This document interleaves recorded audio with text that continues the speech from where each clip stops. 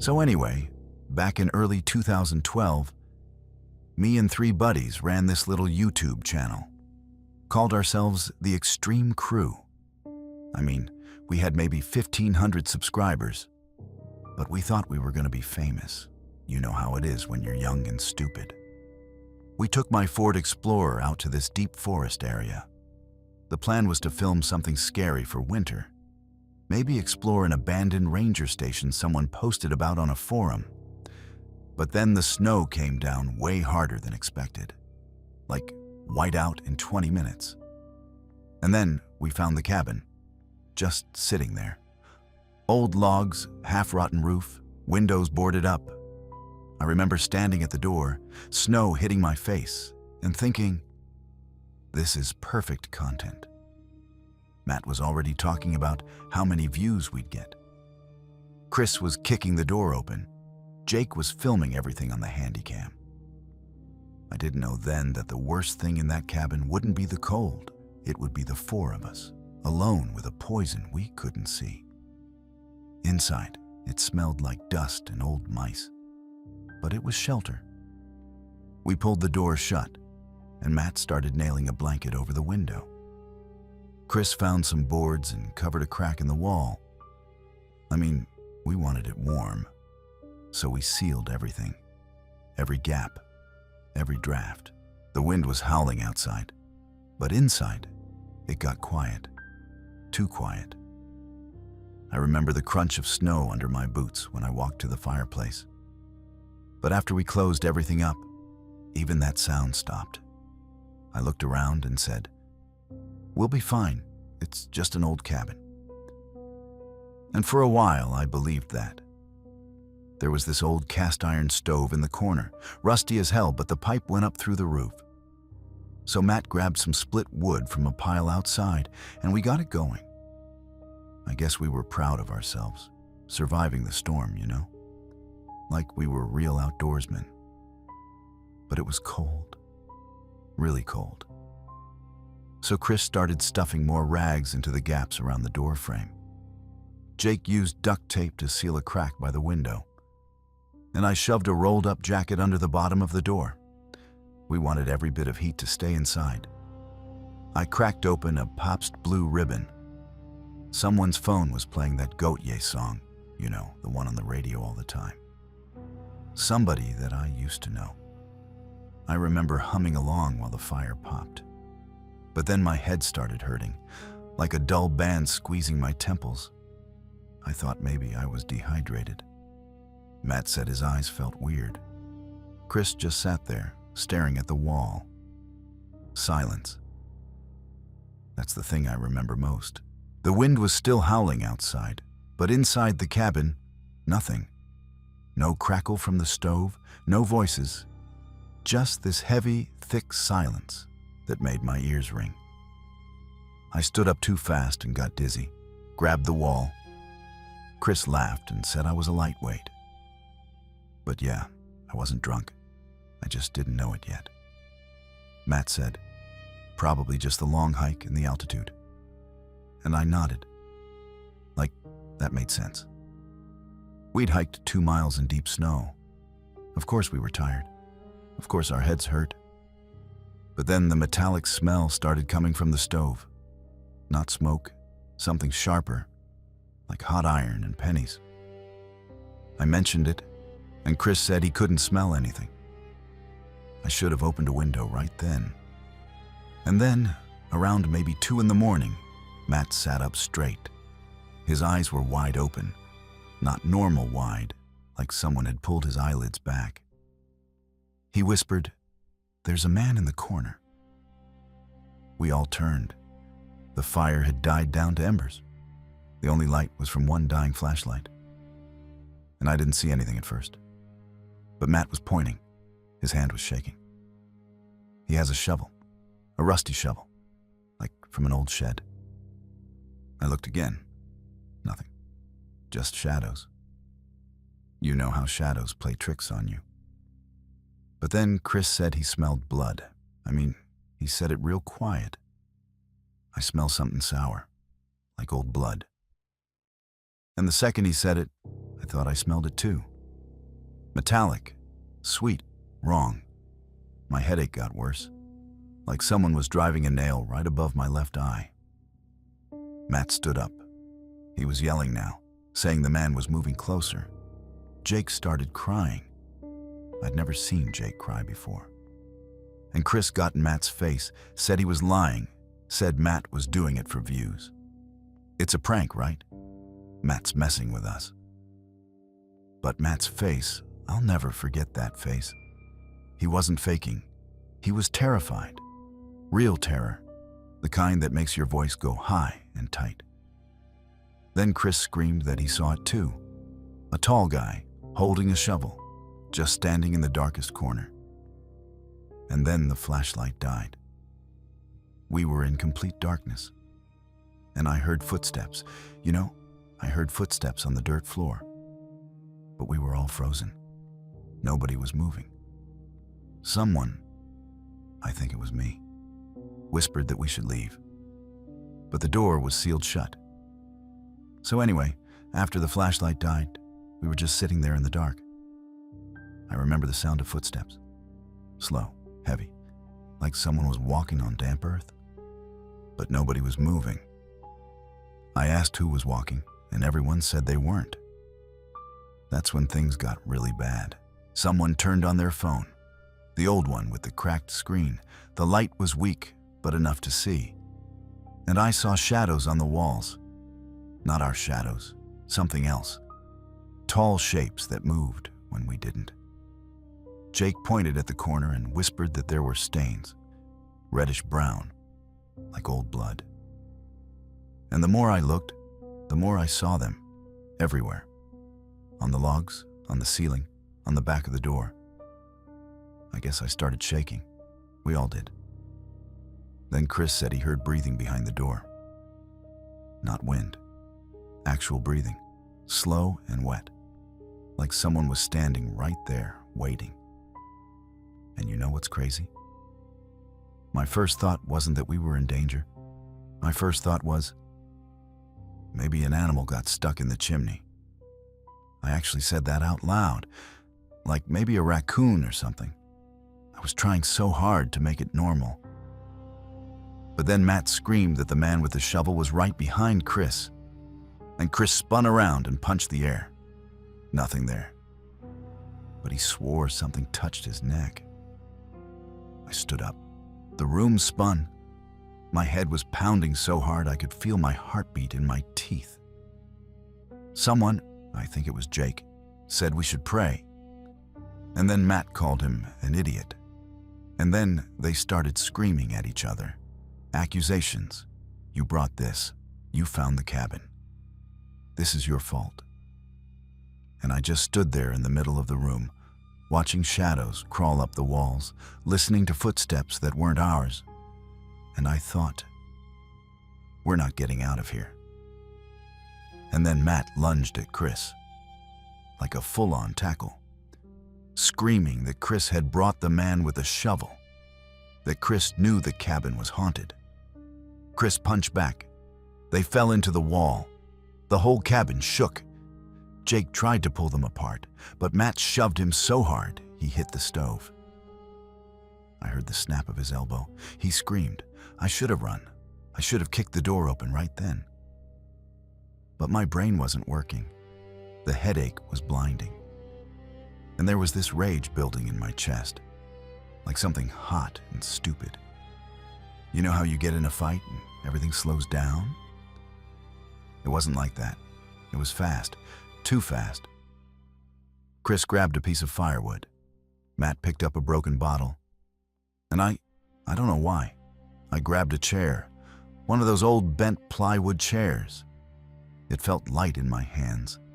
Someone yelled that we were going to kill each other, and I knew they were right. But I couldn't stop.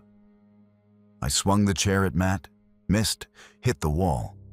The chair snapped into pieces, the crack of the wood breaking. That sound woke something up in me, just for a second. I looked at the door. It was still sealed, rags and tape and boards, and then I just ran at it. Shoulder down, legs pumping, I hit that door with everything I had. The crack of the wood, the doors split right down the middle. And then I was falling. Cold hit my face, snow in my mouth. My body thudded into a drift. I lay there for a second, maybe 10 seconds. The cold was like needles, but it cleared my head just enough to know I was outside. The air was clean. I could breathe. I tried to stand up. My legs didn't work. The last thing I remember was looking back at the cabin. The door was hanging open. Smoke was pouring out. And inside, I could hear them still fighting. Then everything went black. I woke up to beeping. White lights. That clean, sharp smell of antiseptic. I had an oxygen mask on my face. There was an IV in my arm. I tried to sit up, and a nurse pushed me back down. She said my carbon monoxide levels were through the roof. A doctor came in later. He explained everything. Slow and patient, like I was a kid. He said the stove had no draft. The pipe was blocked or cracked. Every time we burned wood, we were filling the cabin with carbon monoxide. Odorless, colorless. But it poisoned our brains, made us hallucinate, made us paranoid, made us violent. I asked about the man with the shovel. The doctor just shook his head, said there was no man, no shovel, no blood on the walls, just 4 guys breathing poison for 6 hours. Matt and Chris were in the ICU. Jake too. But they were alive. The doctor said if I hadn't kicked that door open, we'd all be dead by morning. I mean, I should have felt relieved. But I didn't. I just stared at the ceiling and listened to the beep of the monitor. So anyway, that's the rational explanation. Carbon monoxide, science, no ghosts, no demons. But here's the thing I didn't tell the doctor. When I closed my eyes, I still saw him. The man, the shovel, standing in the corner. And he wasn't fuzzy or dreamlike. He was sharp, real, more real than the hospital room. I spent 3 days in that bed, and every night I saw him. They discharged me on a Tuesday. January 2013. I went back to my studio apartment. Laminate flooring, thin walls, city noise. I tried to call Jake. No answer. Matt changed his number. Chris posted online that he never wanted to see any of us again. So anyway, that was it. 4 friends, done. The doctor said we should talk to someone, therapist, whatever. But I didn't. I just went home and tried to sleep. But you know how it is when you can't unsee something. Every time I closed my eyes, the man, the shovel, the corner.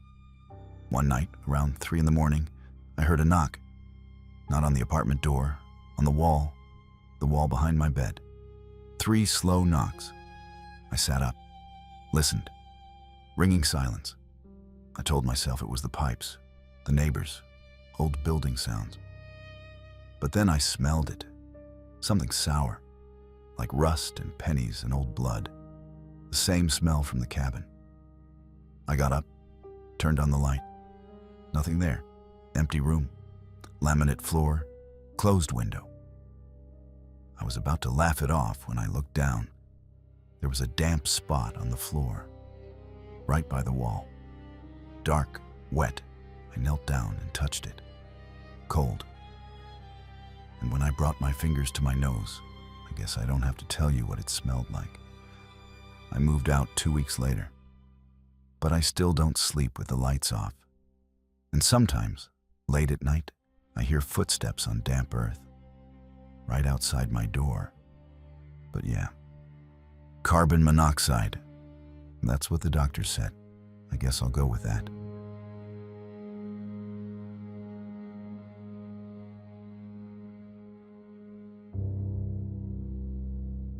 You know that feeling when you're arguing about something stupid and you think it's just another Tuesday? So anyway, we were in that old Coleman tent. The green one that smelled like campfire and regret. I mean, it was 2009. And our Toyota Camry was parked maybe 50 feet away, packed with groceries we couldn't really afford. That was the whole fight. Bills, his job, my job, money. Tom kept saying I didn't trust him. I kept saying he wasn't trying hard enough. And then he just stopped. He looked at me like I was a stranger, zipped open the tent, that loud, angry zipper sound, and crawled out. Said he needed to cool off. I didn't even watch him leave.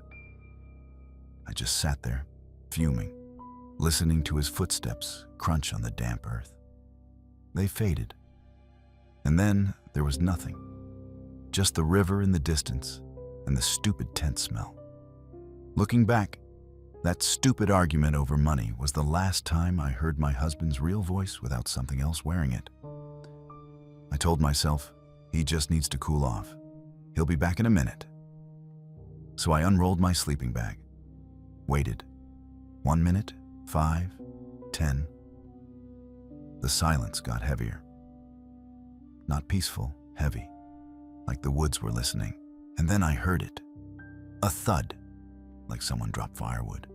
Then another thud, and then branches snapping, loud, close, like something big was moving fast. I sat up, grabbed the mag light, the big 3-cell one, heavy as a bat.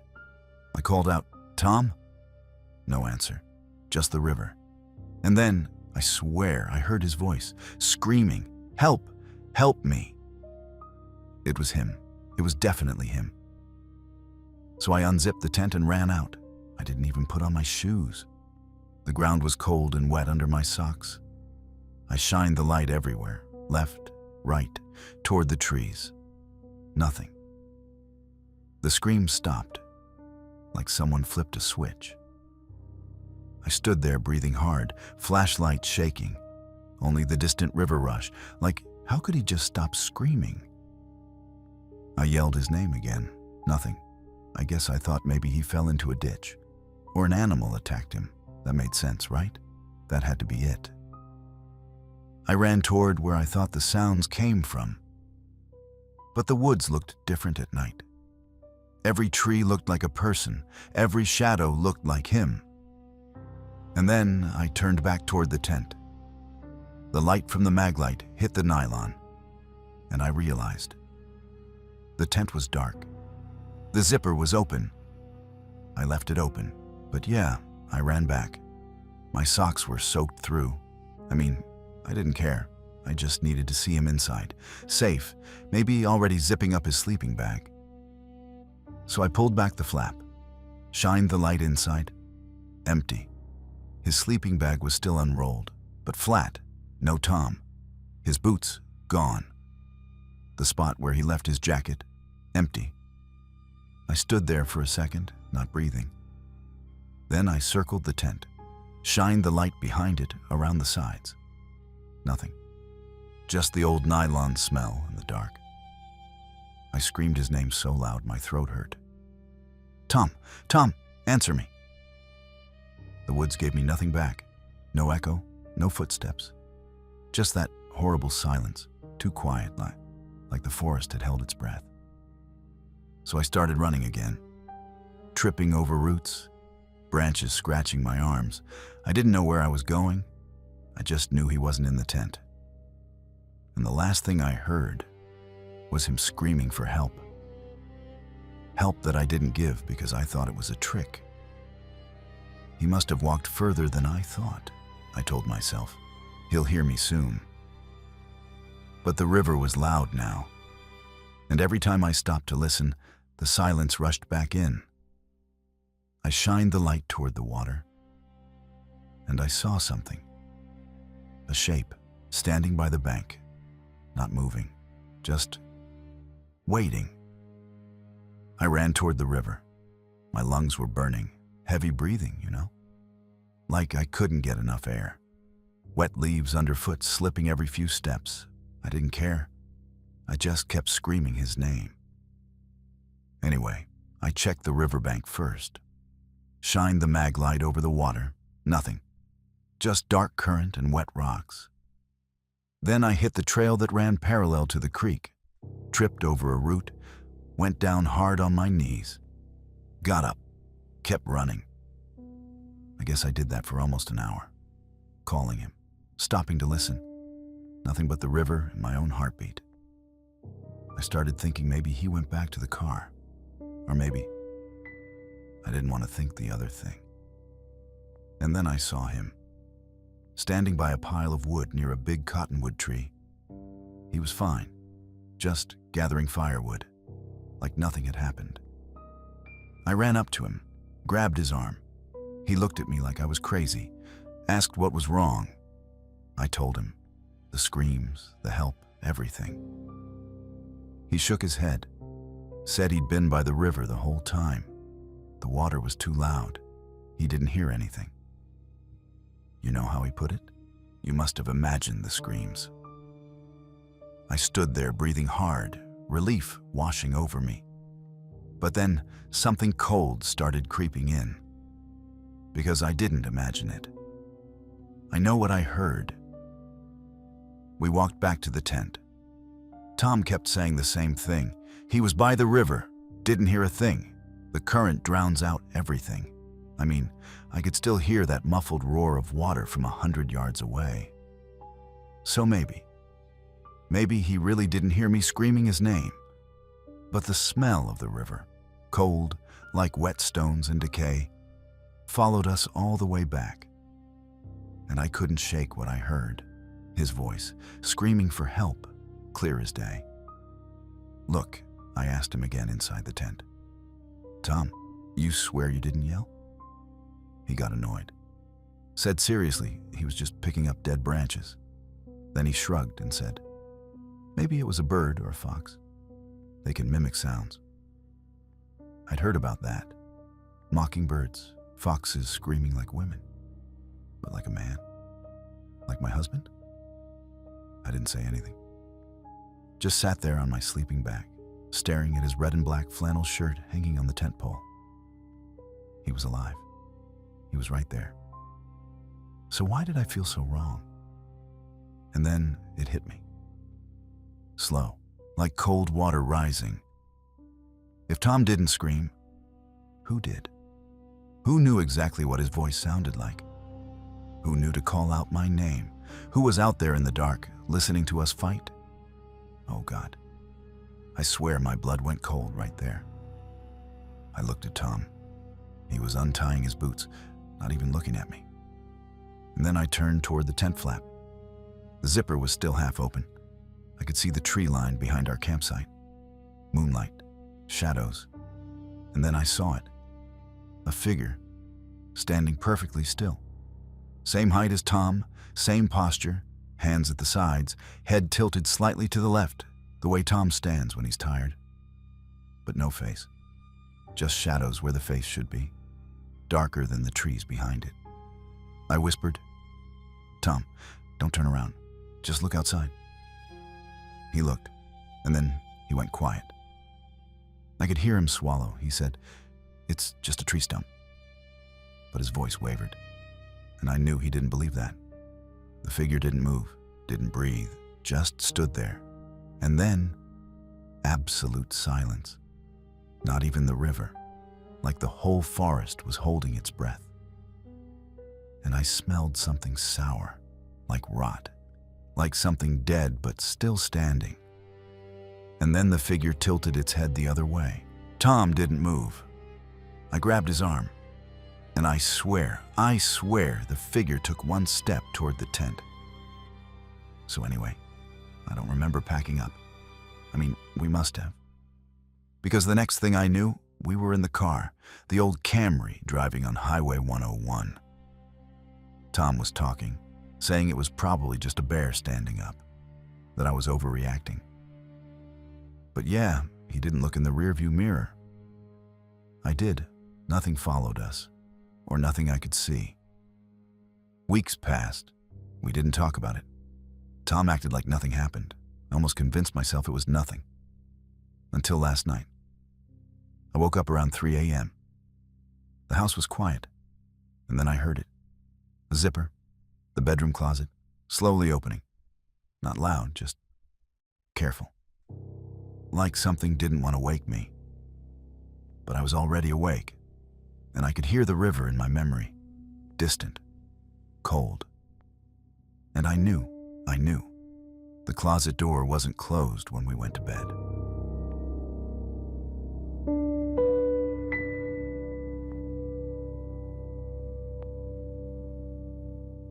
So anyway, I've always had trouble sleeping, like my brain just wouldn't shut off. You know that feeling when you're exhausted but your mind keeps running?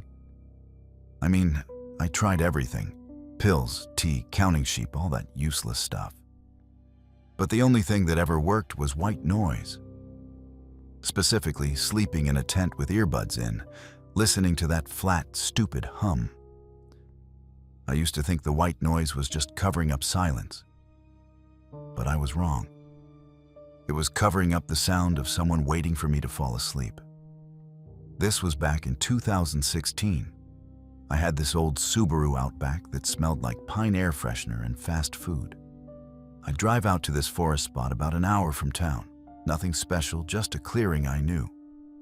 That night, I set up my tent like always. Green two-person dome, cheap sleeping bag, a warm Mountain Dew sitting on the dashboard of the car. The leaves were rustling, just the wind moving the branches. Nothing weird. I remember thinking how peaceful it felt. The pine scent was so strong you could almost taste it. I mean, I was actually happy. For once, I felt like I'd finally get some real sleep. I zipped the tent closed, laid out my gear, and checked my phone one last time. No messages. No reason to stay awake. So anyway, I crawled into my bag and put in my earbuds. And that's when everything still felt normal. And then I opened the app. You know the one, just a generic white noise thing.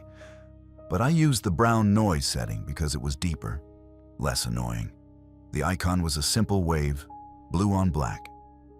I locked my phone. Battery was at 43%, I remember checking because I was paranoid about it dying, and tucked it next to my head, inside the sleeping bag. The hum started, that steady, flat drone that fills up your ears and pushes everything else out. I mean, it's weird how a sound that boring can feel like a blanket, like it just smothers the anxiety. I closed my eyes and let it wash over me.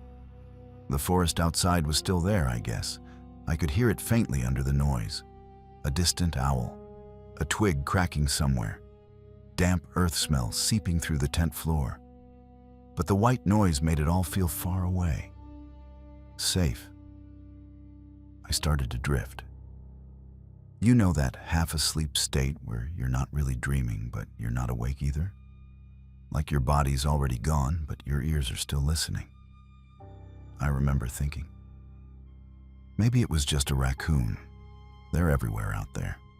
That's what I told myself. Just an animal. Nothing to worry about. The silence from the earbuds was the artificial kind. The kind that comes from a machine, not from nature. But I didn't notice when it happened. I was already too far under. And that was the problem.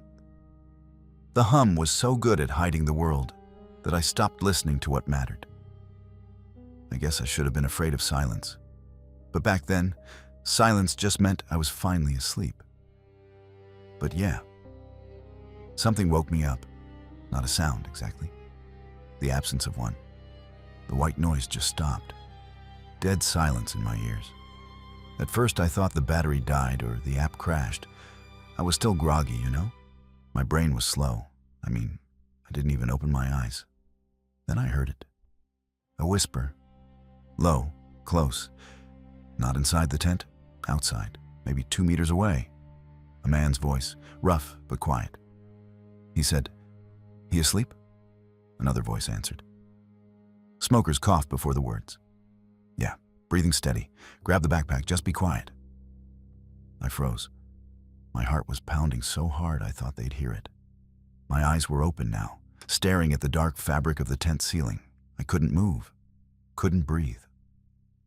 A twig snapped right outside the wall, a sharp crack like a bone breaking. My brain's playing tricks, I told myself.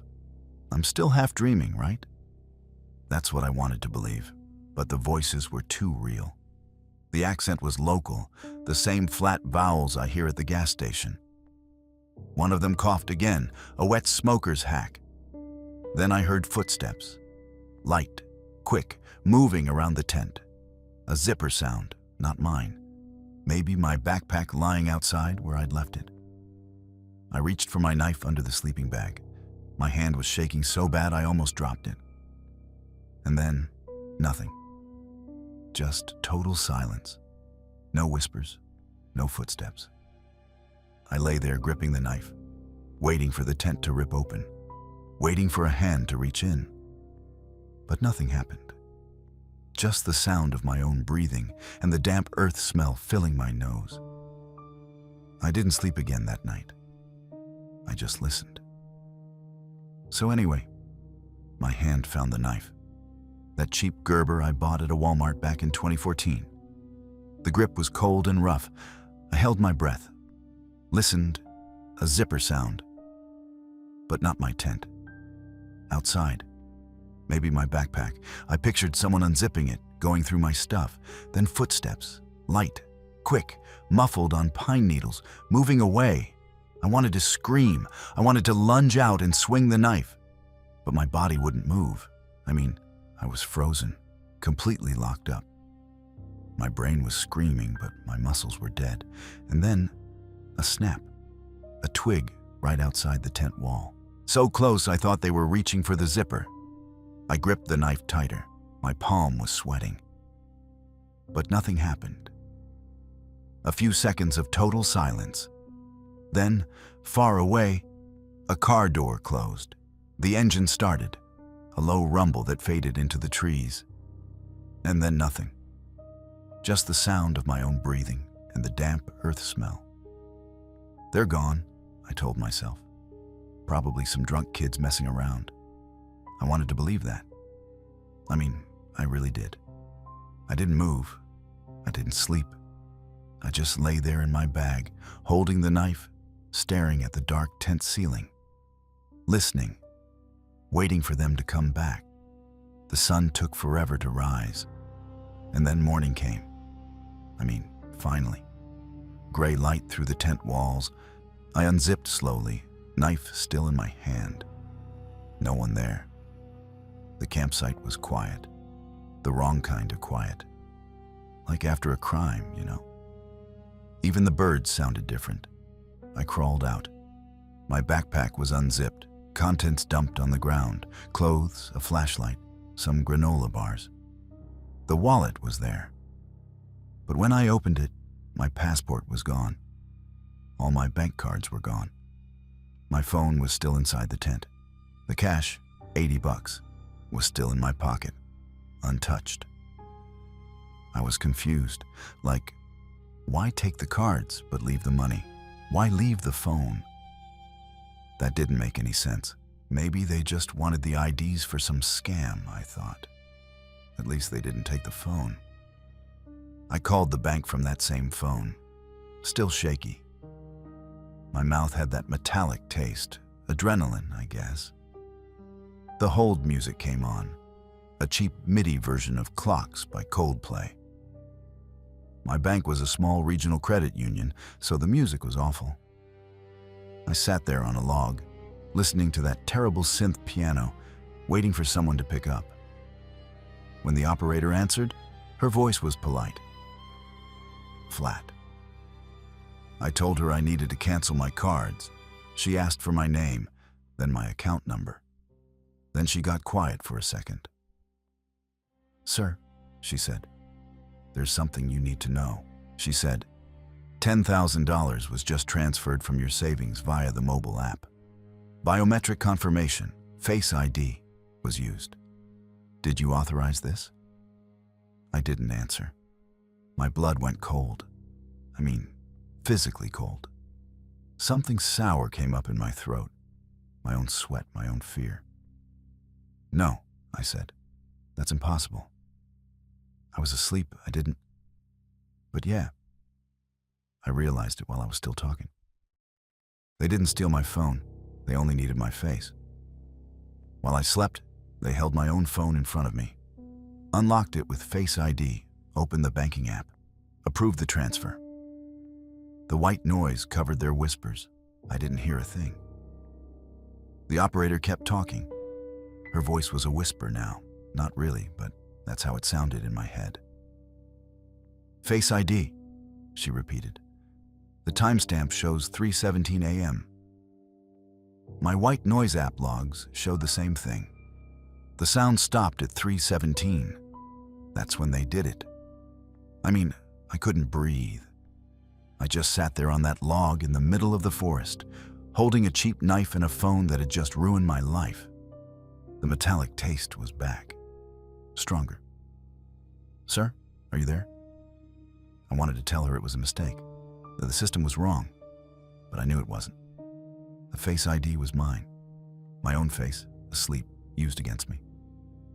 I hung up, and then I just sat there, listening to the silence. The bank refused to refund the money. They said biometric verification is legally the same as your signature. I mean, you sign a check, it's on you. Same with your face.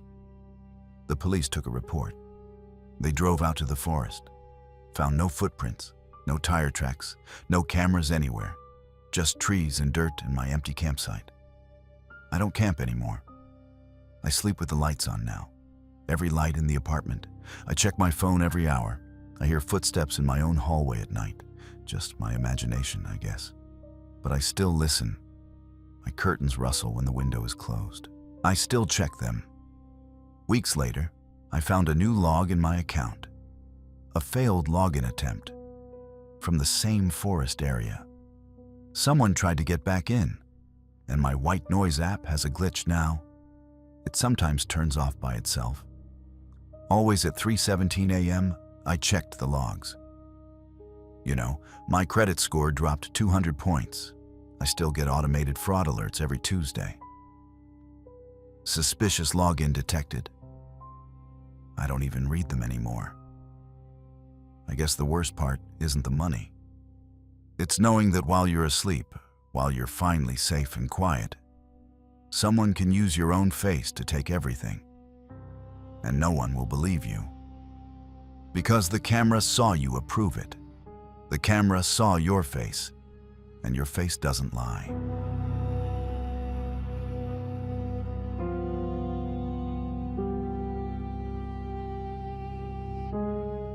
It was late fall, 2009. I had my iPod Nano with me, that green silicone case, remember those? And I mean, I was just driving home from my friend's place in rural Pennsylvania. So anyway, the roads out there, they don't have street lights. Just dark two-lane blacktop cutting through the woods. I'd driven that road 100 times, never thought twice about it. But that night was different.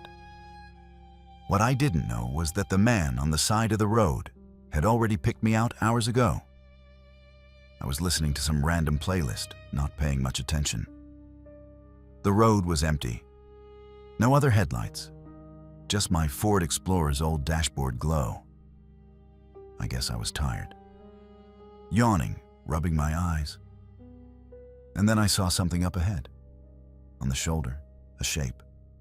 I mean, my brain tried to make sense of it. Probably a deer. Or a trash bag someone dumped. The way it was just sitting there, not moving. I slowed down a little. The headlights caught it. It was a person. A guy in a hoodie, knees pulled up to his chest. He was just sitting on the cold asphalt. No car nearby, no flashlight, nothing. So anyway, I remember thinking, that's weird, really weird. But I figured maybe he ran out of gas and was resting. Or his car broke down farther up. I mean, people don't just sit on the side of a forest road at 11 at night unless something's wrong, right? I slowed down more.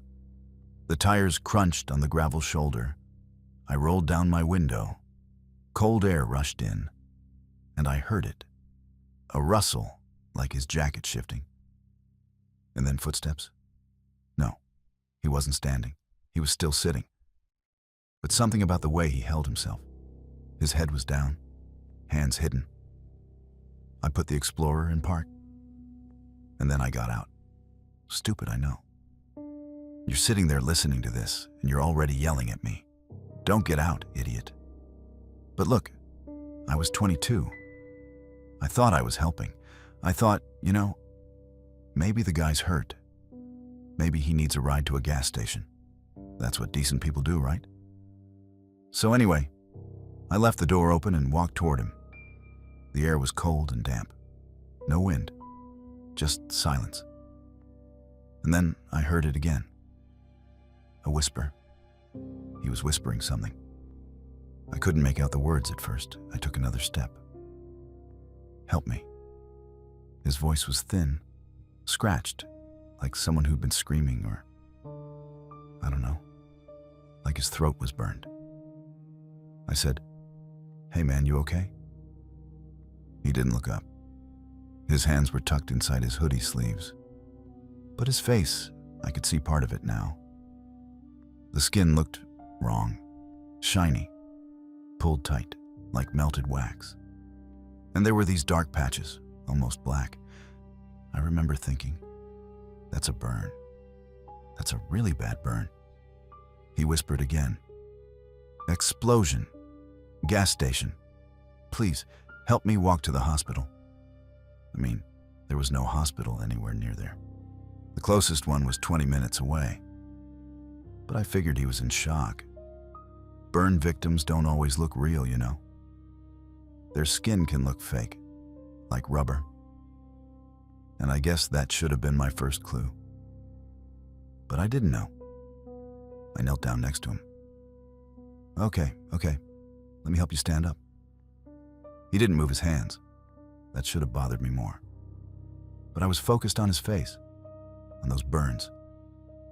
And there was this smell. Something sour. Like old sweat mixed with, I don't know, chemicals? I told myself it was just the smell of burned clothes. Can you walk? I asked. He nodded. Slowly, his head turned toward me. The eye I could see was wet, terrified. Or so I thought. I reached out my hand to grab his arm, and then I felt it. A sharp snap in my neck, like someone punched me with a million needles. My whole body locked up. I couldn't breathe, couldn't yell. My legs gave out, and I hit the ground hard. The last thing I remember, the smell of ozone. Something metallic. And the guy standing up. Perfectly fine. His face? The burns were peeling off at the edges, like a mask. Like a cheap Halloween mask. I don't know how long I was out. Minutes? An hour? But yeah, I woke up in total darkness. And the first thing I felt was pain. A dull throb in my neck, like someone had stabbed me with a wire. My mouth was covered. Tape. Rough, wide tape pressed over my lips. I couldn't even part my teeth, and my hands, tied behind my back. Plastic, zip ties. I recognized the feel of them, that hard, unforgiving edge digging into my wrists.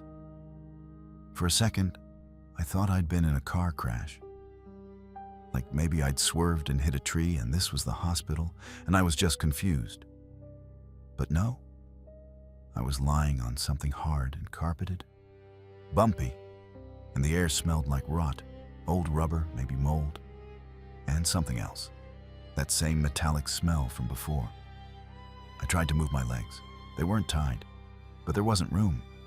My head hit something low. Plastic, a panel. And then I realized I was in a trunk. The car was moving. I could feel the vibration under my back, the dull hum of tires on asphalt.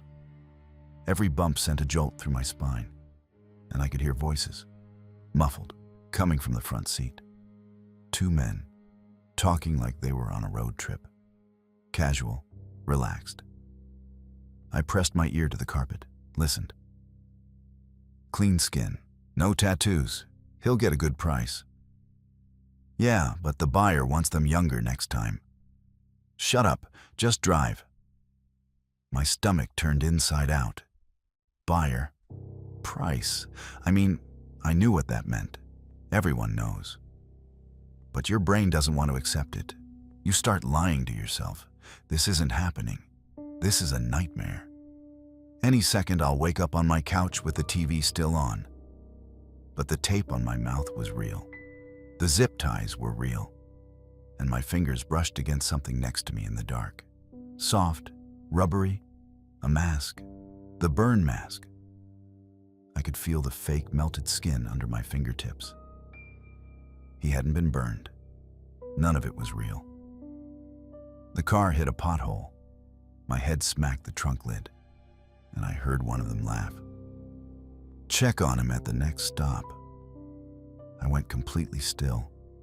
Didn't even breathe. The car kept moving. I kept thinking this was a nightmare. Any second I'd wake up on my couch, the TV would still be on. My phone would be on my chest. But no, the car kept moving. The trunk smelled like rot, old carpet, maybe something spilled back here that never dried right. And the voices from the front seat?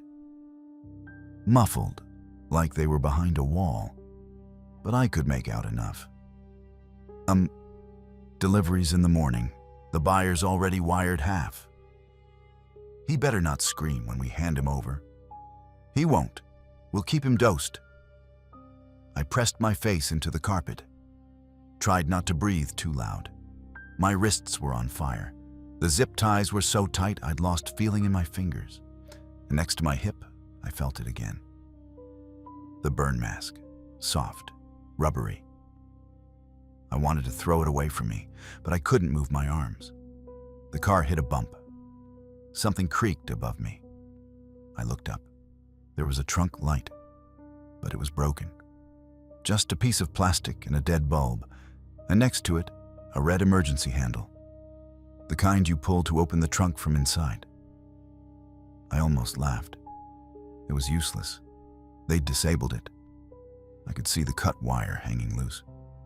So anyway, I started feeling around with my fingers. Slow, careful. The carpet was loose near the edges. I pushed my hand underneath. Felt metal. Sharp metal.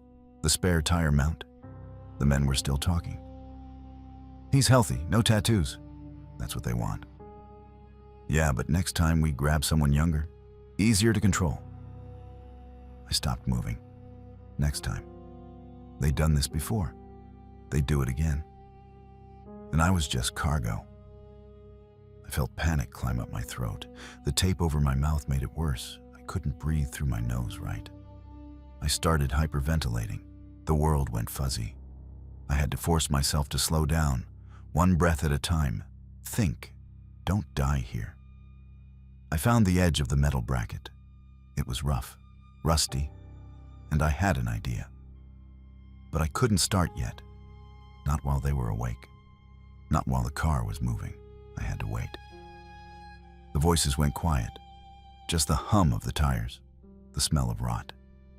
And then one of them said, "Let's stop for gas in 20. My heart almost stopped too. But yeah, I waited. I don't know how long, 20 minutes, 30? The car slowed down. I heard the turn signal. Click, click, click, click. Then we pulled onto a rougher road. Gravel. The trunk bounced hard. My head smacked the carpet. Then we stopped. The engine cut off, and I heard something outside, a ding, like a gas station bell when a car drives over the hose. And the smell of gasoline drifted in through the trunk seals. I went completely still. One of the doors opened. Footsteps on concrete, then a voice, close to the trunk. "Check the back." I closed my eyes, held my breath. The trunk popped open. Just a crack. Light flooded in. Orange from the gas station lights. I saw a face looking down at me. A man, late 30s, bored expression. He stared for a second, then he grunted, "Still out." He slammed the trunk shut. Darkness again. I waited until I heard the gas nozzle click into the tank. Then I started moving. The metal bracket. I found it again with my fingers. The edge was sharp enough. I started sawing the zip tie against it. Back and forth. Back and forth. The plastic bit into my wrists. I felt something wet. Blood. But I didn't stop. I told myself if I just stayed quiet, they'd let me go at a drop-off point. Stupid, I know. Nobody lets you go. You're not cargo. You're money. The zip tie started to give. A little, then more. The friction was loud, a crackling sound. I prayed they didn't hear it over the pump. The gas stopped. The nozzle clanked back into place. Footsteps again. Doors opened. The engine started. And then, snap. The zip tie broke. My hands were free. I almost cried, but I didn't. I couldn't. The car was pulling back onto the road. I rubbed my wrists. The blood was warm. I felt the trunk latch above me, a loose wire I'd noticed earlier. I tugged it. The latch clicked, but I didn't open it yet. I waited. I needed speed. I needed them to not see me coming. The car sped up. Highway now. I could feel the smooth asphalt. I took a breath, and I pushed, and then the trunk flew open. Wind slammed into my face, cold, loud. The headlights behind us lit up the interior for a second. I saw the highway, I-80, a green sign, and a billboard for Pete's truck stop. I didn't think, I just moved. I grabbed the edge of the trunk and threw myself out. The fall was instant. I hit the asphalt on my right shoulder, a crack like something inside me broke. Then I was rolling, tumbling. The world spun, dark light, dark light. Gravel ripped into my arms. My head bounced off something soft, mud. A ditch. I stopped. For a second I couldn't move, couldn't breathe. The pain was everywhere. My shoulder screamed. My wrists were slick with blood. But I forced myself to look up. The car's brake lights flashed bright red. 2 circles in the dark. The car swerved. Then it straightened out. The brake lights went off, and it kept driving. No reverse, no stop, just gone. The tail lights got smaller and smaller until they disappeared over a hill. I lay there in the ditch. The ground was damp, wet earth against my cheek. I could hear crickets, and then silence. Just my own breathing, ragged, shallow. I tried to stand. My legs didn't want to work. My shoulder was on fire. I dragged myself up the side of the ditch. My fingers dug into the mud. I made it to the shoulder. No cars, no lights, just the billboard. Pete's truck stop, next exit 3 miles. I started walking, limping. Every step sent a crack through my ribs. And then I heard something behind me. Footsteps, fast, on the asphalt. I didn't look back. I ran. So anyway, I made it to a farmhouse about a mile down the road. An old couple let me in. I remember the wife handing me a Nokia brick phone. This was 2010, so yeah, a real phone. I dialed 911. My hands were shaking so bad, I hit the wrong numbers twice. The police came.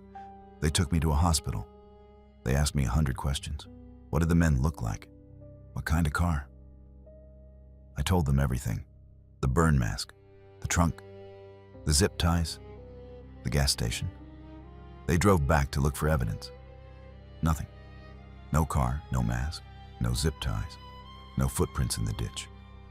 The gas station cameras, not working that night. The burn mask, probably thrown out the window 10 miles back.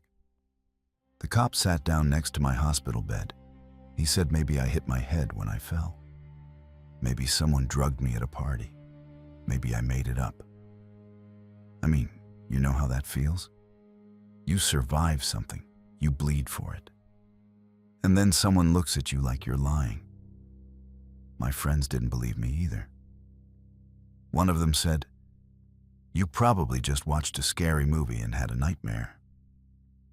I stopped talking about it after a while. But here's the thing. Months later, I was driving home. Same road, Same time of night. And I saw something on the shoulder.